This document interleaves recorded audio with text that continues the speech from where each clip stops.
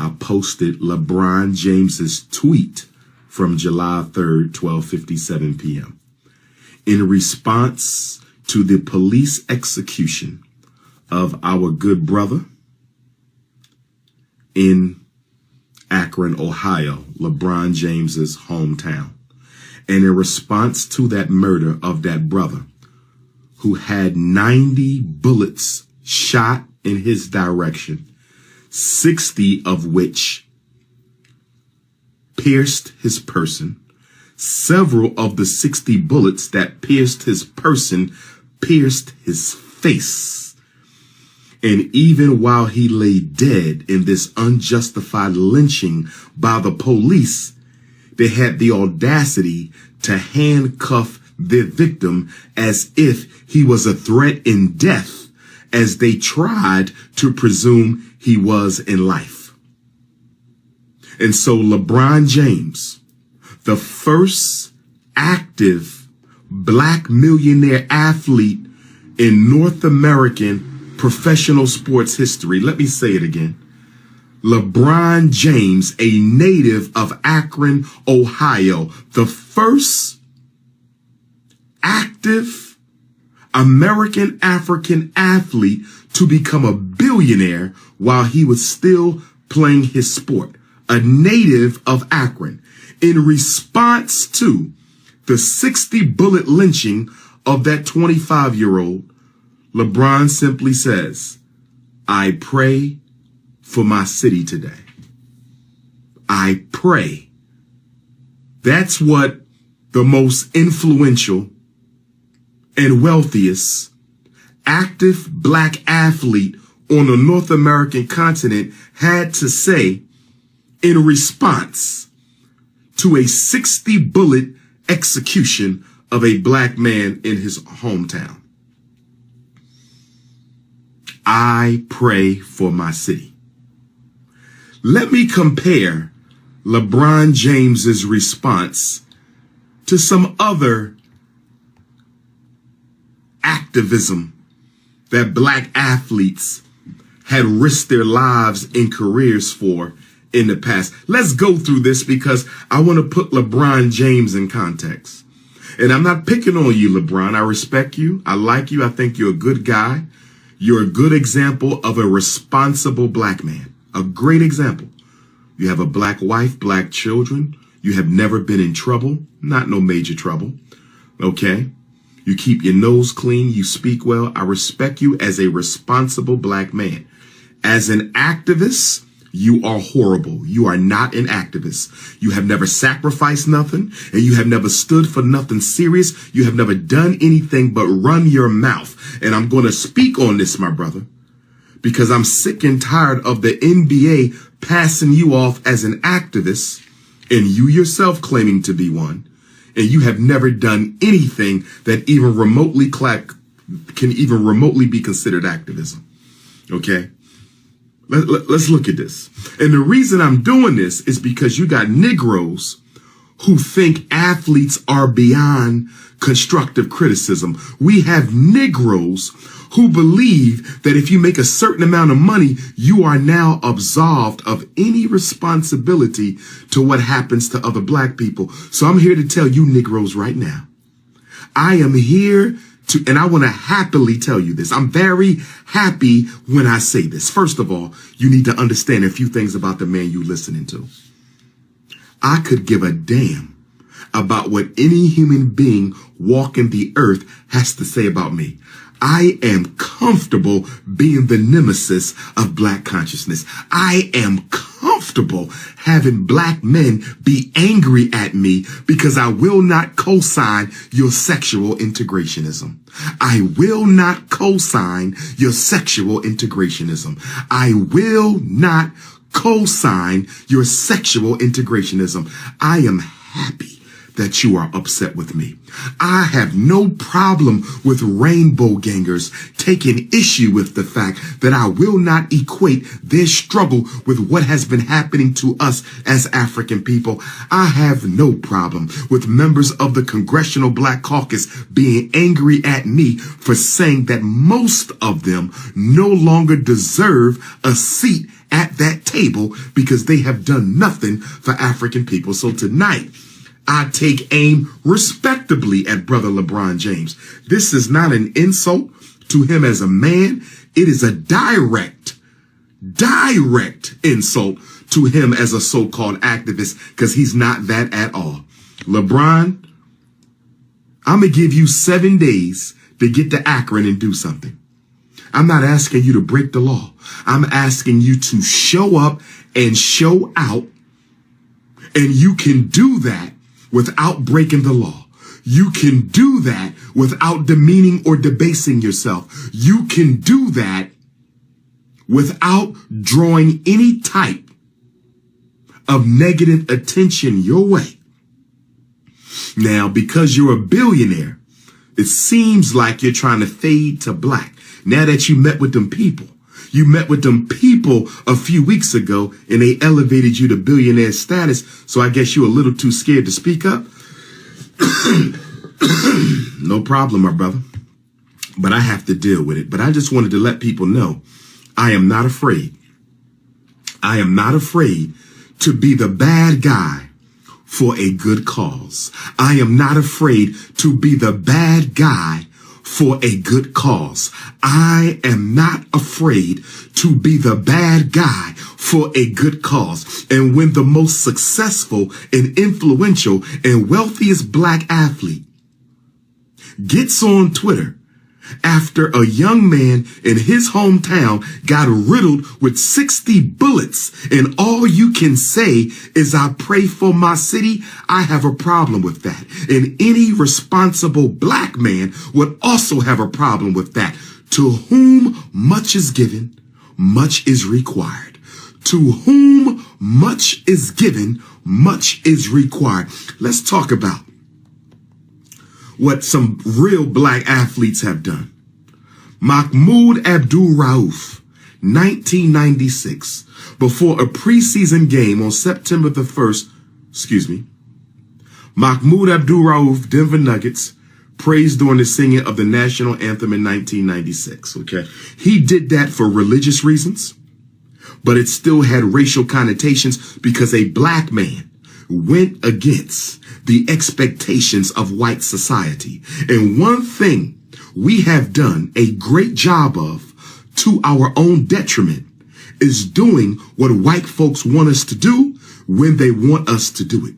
In fact, we may have been dancing to the tune of the slave master more after slavery than we danced to the tune before slavery. I'm going to say it again.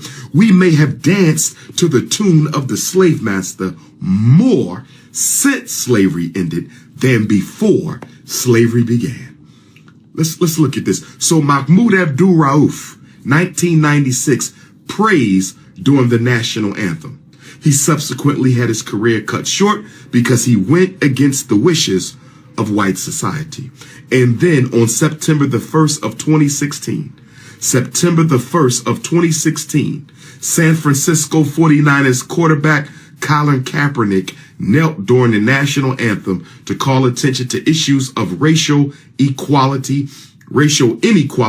and police brutality. He had his career cut short. I know he's trying out for the Raiders. I don't know if he's going to make the team. Okay. Going back to Mahmoud Abdul-Rauf. Okay. He refused to stand for the national anthem. He declared that it would be a violation of his Islamic faith.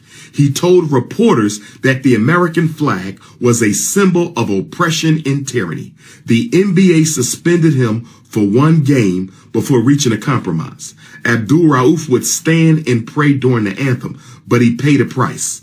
Denver traded him to Sacramento after that season, and despite his prolific scoring, he was out of the NBA by age of 29 for taking a stand. Bill Russell. Let's talk about the first black coach in NBA history. Let's talk about the first black coach in NBA history. Okay? Okay? And a man who I believe has earned the most NBA championships of any basketball player in the modern era. Listen to Bill Russell's protests. When he and 4 of his black teammates on the Boston Celtics were refused service in a restaurant in Lexington, Kentucky, Bill Russell told his coach, Red Auerbach, that they wouldn't play in an exhibition game in that city. 2 members of the St. Louis Hawks, Boston's opponents, joined them in the boycott. Red Auerbach didn't exactly stick up for his players. He told the Associated Press, quote, "The Negro boys got really emotional. They said they like to go home. We talked for 2 hours and I couldn't change their minds." Let me repeat, brothers and sisters. Let me repeat. That was in 1961. There was no civil rights bill. That was in 1961. They were still hanging black men from trees. That was in 1961. And that black man, Bill Russell, this is why I respect Bill Russell. This is why I respect Bill Russell. I don't respect Bill Russell because he was the first coach. I don't respect Bill Russell because he got 11 rings or however many rings he got. I respect Bill Russell because when he was a player, since he couldn't eat in the restaurant, since he couldn't eat with white people, he refused to play for white people. I said when Bill Russell couldn't eat with white people, he decided that he wasn't going to play with white people. I said when Bill Russell couldn't eat with white people in Lexington, Kentucky, Bill Russell decided he wouldn't play for white people in Lexington, Kentucky. Okay?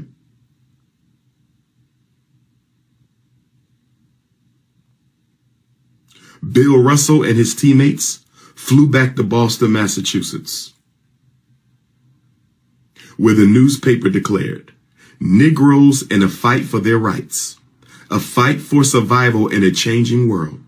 I am with these Negroes." A day later, Celtics owner told the Boston Globe the Celtics wouldn't play games in the South again, adding, "I'm not so hungry for money that I arrange games that might embarrass my players."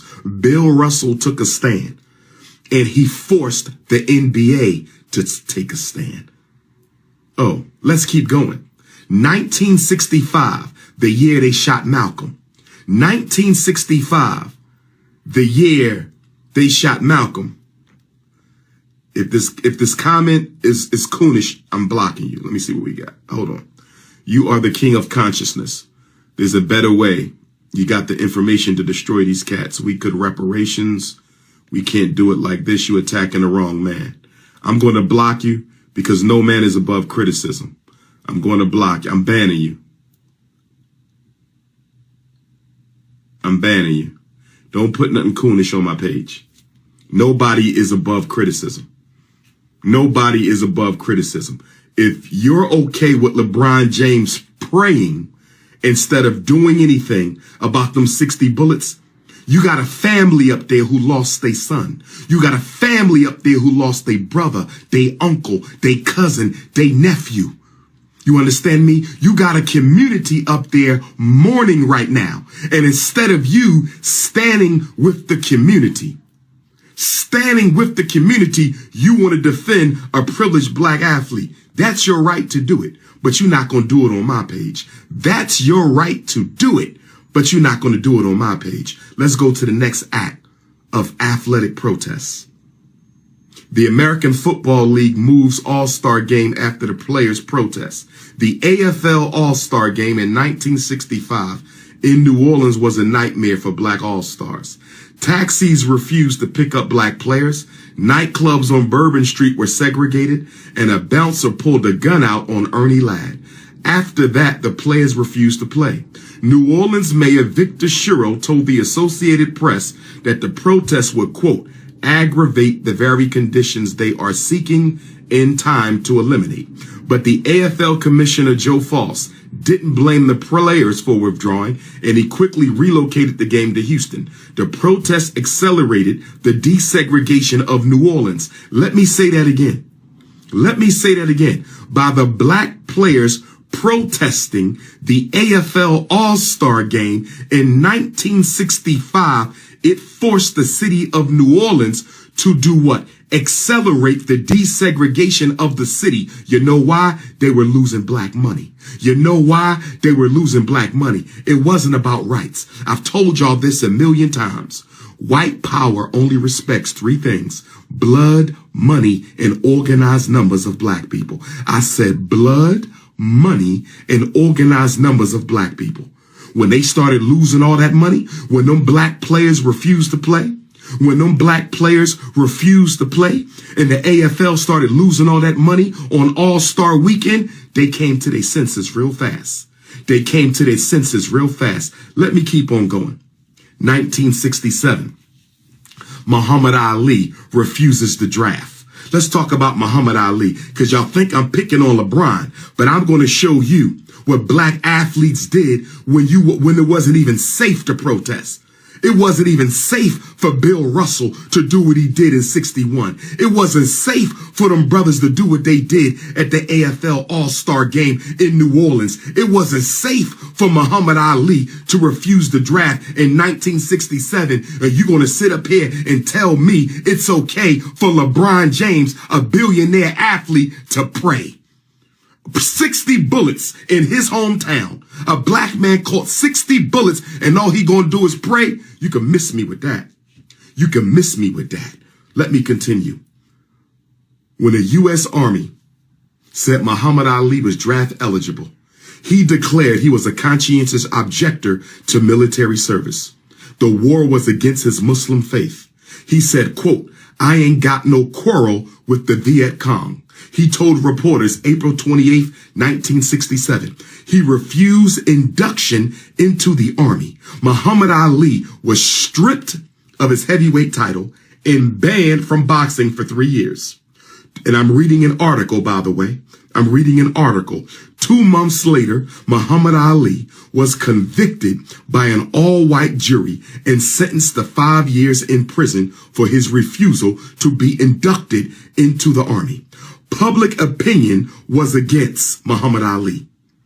And the Atlanta Constitution claimed, quote, "Cassius Clay has plenty of company in the draft dodging league."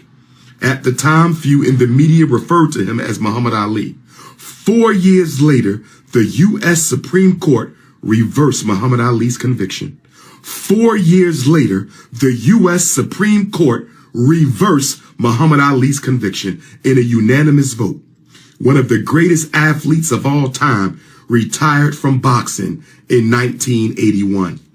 Oh, I want to put this in context. Muhammad Ali took a stand in 67. Bill Russell took a stand in 61. Now we gonna go to 68. Now we gonna go to 68. My own personal favorite. Now we gonna go to 68. My own personal favorite. Tommie Smith, John Carlos at the Summer Olympics. Tommie Smith, John Carlos at the Summer Olympics. Tommie Smith, John Carlos at the Summer Olympics. Tommie Smith won a gold medal. John Carlos won the bronze. 200 meters, Mexico City. But history remembers what they did on the podium. While the Star-Spangled Banner played, each of these proud, respectable, courageous black men raised a black glove power fist on the biggest sports stage in the world, the Olympics. All 3 athletes on the podium wore human rights badges, including the white man. Including the white man, Australian silver medalist Peter Norman. The International Olympic Committee President, Avery Brundage, banned Smith and Carlos, who were vilified in the media. They called them a couple of black-skinned stormtroopers. Did y'all hear that? They called them black-skinned stormtroopers. Neither one ever won another medal at the Olympics. They couldn't get a job. They couldn't go back to college. They got death threats. Their life was never the same, but they will be remembered for eternity because they took a stand. Let's keep on going. 1969. The state of Wyoming bans 14 black players for a planned protest. Wyoming's football team was undefeated, ranked 12th the week of its game against Brigham Young. But when 14 black members of the team visited head coach Lloyd Eaton to discuss an upcoming protest of the allegedly racist policies of the Mormon church, Eaton shut them down. He said, "Gentlemen, you can save time and breath." According to one of the black players, he said, "As of now, you're off the football team." A week later, 4 black track athletes at Wyoming quit the team in solidarity with the football players, and the football team was met by protests at every road game. In their next 38 games after the mass dismissal, the Cowboys won only 12 games. Eaton was out as coach after 1970. In 2019, the University of Wyoming apologized to the black 14. You see that? You see what happens when you stand for something? Do you see what happens when you stand for something? And I'm going to come back in a minute. To all the black NFL players, I want to say something to y'all for how y'all failed to stand with Colin Kaepernick. I want to say something I hope the black NFL players is listening to these brave black athletes who came before you. I hope all the black NFL football players are listening to the acts of honor and self-respect that were paid by these black athletes who came before you. I hope every black NBA player is listening to how black men in professional sports used to stand up. That's right. Not everybody is a Charles Barkley. Not everybody is a Shaquille O'Neal. Not everybody is a Stephen A. Smith. Some black men in sports got guts and they stand up for their people. Okay? Not everybody is a snow bunny Shannon Sharp. Some black men walk it and talk it. Shannon will talk it, but Shannon don't walk it. Going home to a snow bunny. Let's keep on going. 1970. Billie Jean King demands better pay. At the open era in tennis, this black woman in this brother in 1968, men were earning far more prize money than women.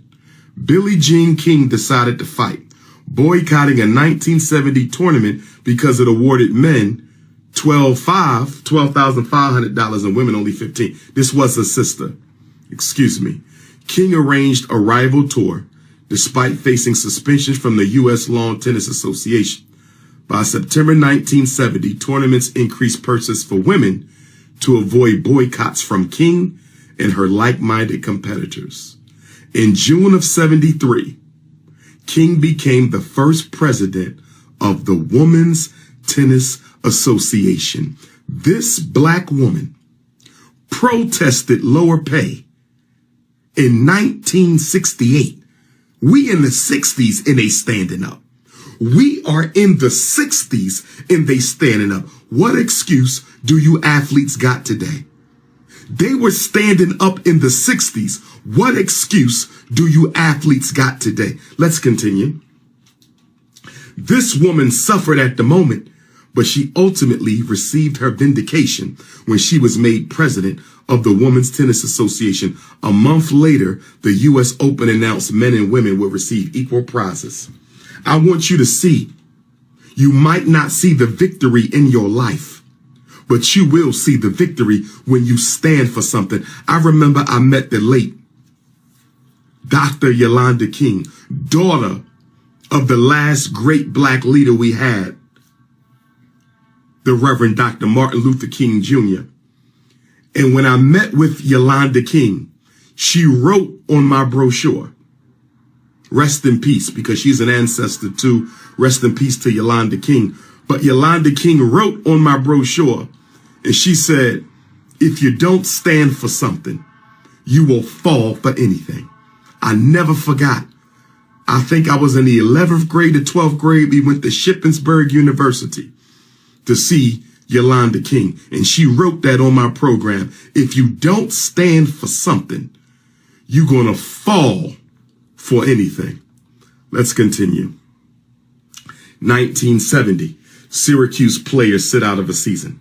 9 black players boycotted spring practice to protest the lack of black assistance or access to the same academic and medical resources as white players. Syracuse wouldn't take black players to road games in southern cities. Did y'all hear what I just said? Did y'all hear what I just said? I'm going to say it again. Syracuse in the 1970s would not take their black players on road games in the South. White teammates threatened to quit if the black players were reinstated.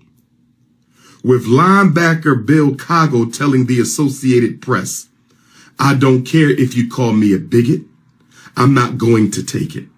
The black players sat out the entire season, derailing their football careers, but all 9 graduated. They got their football career cut short, but they graduated. Yes, they had to pay a price. Freedom ain't free. Freedom ain't free, brothers and sisters. Freedom ain't free. Colin Kaepernick took his stand. Muhammad Ali took his stand. Bill Russell took his stand. Mahmoud Abdul-Rauf took his stand. The Syracuse football players took their stand. The AFL All-Star black football players took their stand in New Orleans. And I got to give another shout out. What is our African Asian sister? The tennis player, what is her name? What is her name? She took a stand. What's the sister's name? Naomi. What is Osaka? Naomi Osaka withdrew. Naomi Osaka, the Japanese tennis star who remains a one-surface wonder, will not play at Wimbledon. She announced in a social media post. Her and her team indicated that the withdrawal was due to her Achilles. But no. She withdrew. No. Maybe I got the wrong tournament. She withdrew after they said she might have blamed it on the Achilles. But the real reason was the Olympics said no social protest would be allowed. The Olympics said no social protest would be allowed. The Olympics said no social protest would be allowed. And since they said no Olympic athlete could protest in China, Naomi Osaka withdrew. She might have blamed it on the Achilles. But that sister heard Dr. Umar on the Breakfast Club. She might have blamed it on the Achilles. But that sister heard Dr. Umar on the Breakfast Club. She might have blamed it on the Achilles. But that sister heard Dr. Umar on the Breakfast Club. And I salute you, Sister Naomi Osaka. I salute you because you gave up money. That was another medal for you. But you sat it all down out of respect for your African race. You laid it all down for your respect for your African race. Still getting over my illness a little bit, but I had to go live on this. I had to go live because I wanted to say to my dear brother LeBron James, how can you live with yourself by offering a prayer in the safety of your home in Los Angeles? That brother was riddled with bullets. Police genocide is a major problem for black folks. And all you can do is offer a prayer. When I just read you a whole list of black athletes who risked their life at a time when there were no protections at all. I just read to you a whole history of black protests by athletes who were as large as you in their day. And they risked their life and their livelihood. And all you want to do is pray in your $1 million home on the other side of the country from your hometown where Brother Waylon, rest in peace, was lynched with 60 bullets, and all you can do is pray. No, sir, my brother. You want to be Michael Jordan? You want to catch him? You catching him. You catching Michael Jordan, brother, but not on the court. You catching him off the court with your political behavior. You want to be like Mike, LeBron? LeBron, you really want to be like Mike? You catching up, brother. You catching up. Sooner or later, I will consider you to be just like Mike. Just like Mike and just like Kobe. They could put, and I love Kobe as a player, but Kobe sold his race short as well. Rest in peace to him. Rest in peace. I think he's the greatest basketball player of all time. Not you and not Mike. I think it's Kobe, but all three of you.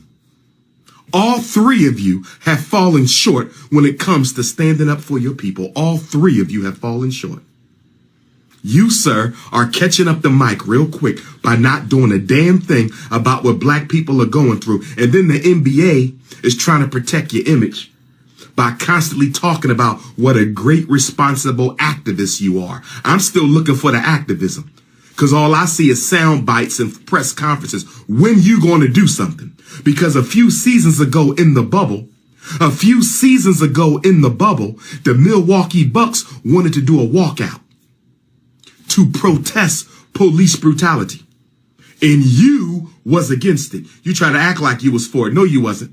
No, you wasn't. And then you tried to blame Barack Obama and Michael Jordan for why you didn't go along with the protest, talking about you spoke to Barack Obama and Michael Jordan and they told you to keep playing basketball. So let me understand this. Let me understand this. You're supposed to be some kind of an activist, right? And you mean to tell me you from the ghetto in Akron? I've been to Akron. I'll be in Cleveland next month. I'll be in Toledo next month. So you from the ghetto in Akron, and instead of using your own mind to decide if you should support the Milwaukee Bucks protest, you go talk to Michael Jordan, who's done nothing to help black America. You go talk to Barack Obama, who's done nothing to help black America, and you tell people they told you to keep on playing basketball. What did you expect them to tell you? What did you expect them to tell you, LeBron James? What did you expect them to tell you, my brother? And now let me go to the NBA athletes and the NFL athletes. I just read to you all what black athletes in the 60s were doing to protest racial injustice. You Negroes make more money. You Negroes got more protections. But on September 1st, 2016, when Colin Kaepernick took that knee, on September 1st, 2016, when Colin Kaepernick took that knee, almost none of you took a knee with him. Almost none of you took a knee. How many black players in the NFL? Let me see. Let me see. How many black NBA players? Let me see. How many black NBA? According to racial equity activist Richard Lapchick, the NBA in 2020 was composed of 74.2% of black players, 16.9% of white players, 2.2% Latino players, and 0.4% of Asian players. Okay.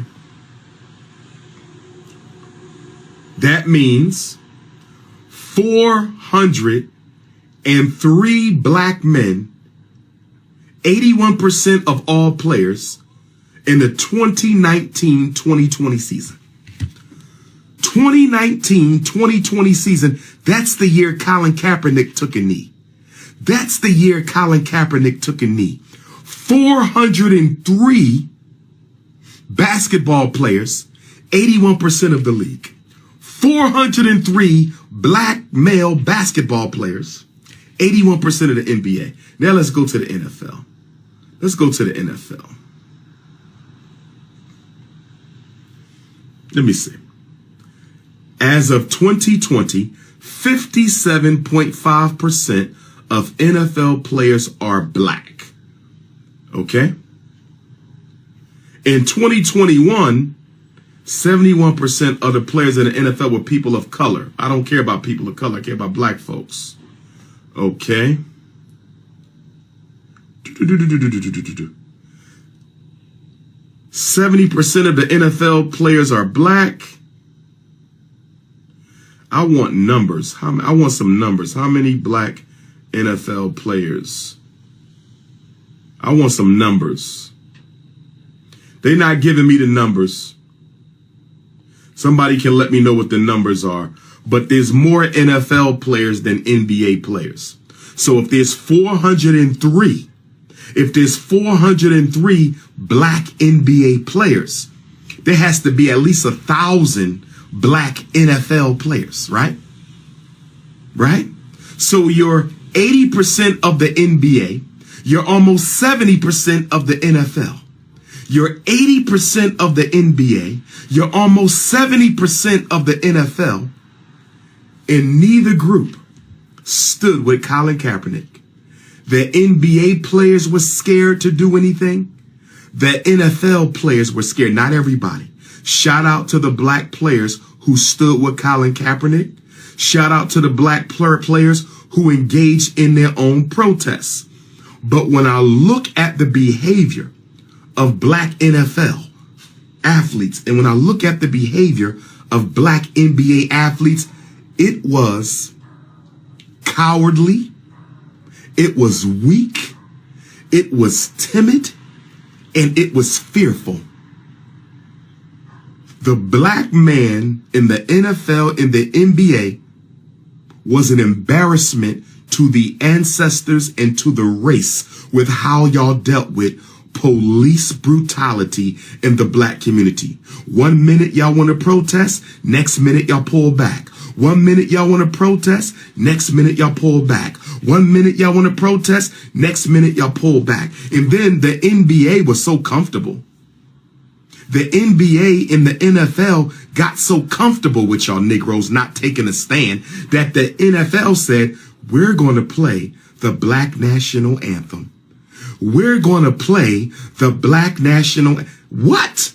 We're going to play the white national anthem, and then we're going to play the black national anthem. And players who want to stay in the locker room while the Star Spangled Banner is playing can stay in the locker room, but there will be no field protests. We're not going to give Colin Kaepernick his job back, and you Negroes went for it. Do you see what happened when Bill Russell, it was only 5 players. It was only 5. Syracuse, it was only 7 players. Imagine if all the black NFL players, imagine if all the black NBA players would have said, none of us are playing until Colin get his job back. He would have got his job back in a day. He would have got his job back in a day. Y'all couldn't even stand together long enough for Colin Kaepernick to get his job back. Now let me go to the NBA. Remember when Donald Sterling got caught being a racist? And all white people are, he just got caught. All white people are racist, he just got caught. Remember when the owner of the Clippers got caught being a racist?